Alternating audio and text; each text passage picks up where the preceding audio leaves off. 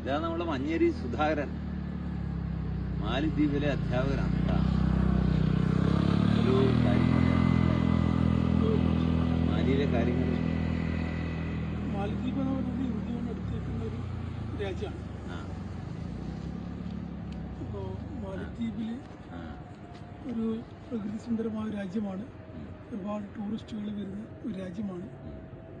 അവിടുത്തെ റിസോർട്ടുകൾ ഒരുപാടുണ്ട്. ടൂറിസം അടുത്ത പ്രധാനപ്പെട്ട വരുമാന മാർഗം അതൊക്കെ ഈ ഫിഷിംഗ് ഉണ്ട്. ഫിഷിംഗ് ഉണ്ടായിരുന്നു, പക്ഷെ ഇപ്പം അതിന്റെ അതൊരു പ്രൈമറി സെക്ടറാണ്. അതിന്റെ ഒരു ഇമ്പോർട്ടൻസ് കുറഞ്ഞ് ടൂറിസം കൂടുതലായി. മാത്രമല്ല ഇപ്പൊ ഇവിടെ വർക്ക് ചെയ്യുന്ന അധ്യാപകരിൽ ഭൂരിഭാഗവും ഇന്ത്യക്കാരാണ്, എസ്പെഷ്യലി ഇന്ത്യൻസ്. കാംബ്രിഡ്ജ് യൂണിവേഴ്സിറ്റിന്റെ ഒരു സിലബസാണ് അവിടെയുള്ളത്. അതേപോലെ നേഴ്സുമാരിൽ ഡോക്ടർമാർ കൂടുതൽ ഇന്ത്യക്കാരാണ്. എന്തായാലും അധ്യാപകർക്ക് നല്ല ചാൻസ് ഉള്ള ഒരു സ്ഥലമാണ്, നല്ലൊരു ചാൻസ് ഉള്ള സ്ഥലമാണ്. നല്ല സാലറിയിലും കിട്ടും, അത്യാവശ്യം നല്ല സാലറി കിട്ടും. പിന്നെ എക്സ്ട്രാ എനിക്ക് തോന്നുന്നു, ഞാൻ കേട്ടിട്ടുള്ളത് അവിടെ ഒരുപാട് ട്യൂഷൻ എടുത്ത് നല്ല വരുമാനമൊക്കെ ഉണ്ടാക്കും. അതിനും ഒരു സാധ്യതയുണ്ട് അല്ലേ? ഒരുപക്ഷെ നമ്മളെ നാട്ടില് അധ്യാപക രംഗത്തേക്ക് വരുന്ന ആളുകൾക്ക് BEd അല്ലെ ഇതൊക്കെ എടുത്തിട്ട് നല്ലൊരു സ്ഥലമാണ്. BEd ഒരു കമ്പൽസറി അല്ല അവിടെ, അല്ല ക്വാളിഫിക്കേഷൻ PGയോ അങ്ങനെയുള്ള അധ്യാപക രംഗത്തേക്ക് വരുന്ന ആൾക്ക് നല്ലൊരു സ്ഥലമാണ് അല്ലേ? ഇപ്പൊ എത്ര വർഷമായി ഇവിടെ? ഞാനിപ്പോ 18ാമത്തെ വർഷം. 18 വർഷം മാലദ്വീപിലാണ്. ഗവൺമെന്റ് സർവീസിലാണ്. അതെ അതെ അതെ. ഒരു റിക്രൂട്ട്മെന്റ് സ്കൂളിലെ ടീച്ചറാണ്. പൊതുവെ അവിടുത്തെ ജീവിതം നല്ല സമാധാനമാണ് അല്ലേ? ഫാമിലി ആയിട്ടും വേണമെങ്കിൽ താമസിക്കാം. തീർച്ചയായും എന്റെ ഫാമിലിയോട് ഉണ്ടായിരുന്നു. പിന്നെ റൂൾസ് അല്ലെ നിയമങ്ങളൊക്കെ നല്ല പാലിക്കുന്നു അല്ലേ? നമ്മുടെ ഏത് രാജ്യത്ത് പോലും അവിടുന്ന് നമ്മൾ പാലിക്കുന്ന നമ്മൾ ബാധ്യസ്ഥരാണ്. പിന്നെ കേരളത്തിന് അവിടത്തേക്ക് എത്താൻ ഇല്ല, എളുപ്പമാണ്. അതായത് ഇപ്പൊ നമ്മൾ ട്രിവാൻഡ്രത്തായാലും കൊച്ചിയിലായാലും അതേപോലെ തൊട്ടടുത്ത ബാംഗ്ലൂരിലായാലും നമുക്ക് ഫ്ലൈറ്റ് സർവീസ് ഉണ്ട്. മണിക്കൂർ മാത്രമേ.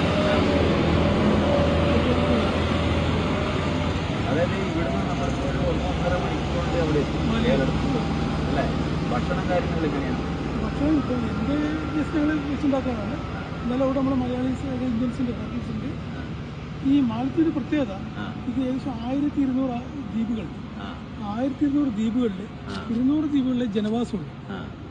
അപ്പോൾ ഒരു അതായത് തലസ്ഥാനത്തിന് വിട്ടിട്ടുള്ള നമ്മൾ ഒരുപാട് ദ്വീപുകളാണ് ഉണ്ട്. അവിടെ മറ്റ് ആൾവാസ് അൺഇൻഹാബിറ്റഡ് ദ്വീപുകൾ, അവിടെ കൂടുതലും ഈ റിസോർട്ടുകളാണുള്ളത്.